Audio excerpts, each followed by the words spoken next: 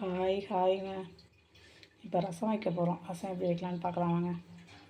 குயிக்காக பாத்திரத்தில் எண்ணெய் ஊற்றியாச்சு. எண்ணெய் காஞ்சிடுச்சு. பின்ன கடுகு போட்டாச்சுங்க. கடுகு பொரிஞ்சு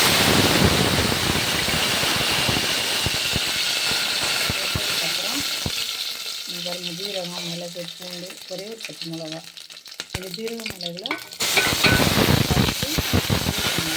அதை போட்டு அடித்து வச்சுருக்கேன். இதாக வச்சுருக்கும்போது ரொம்ப எண்ணெய் சூடு இல்லாதப்ப கொஞ்சம் பெருங்காயம் போட்டு நல்லா வதக்கி வரணும்.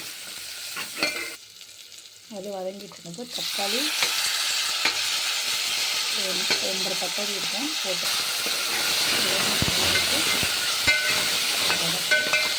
வதக்கி எடுக்கணும்.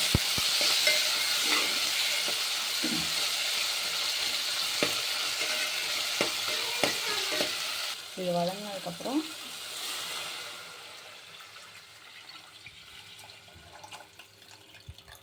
புளி தண்ணி கரைச்சி வச்சுருக்கு, அதையும் ஊற்றியாச்சுங்க.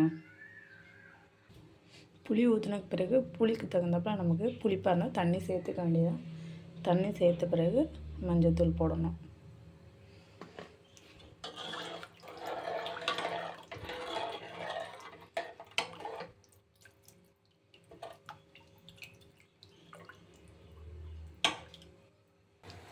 அவ்வளோதாங்க ரசம்.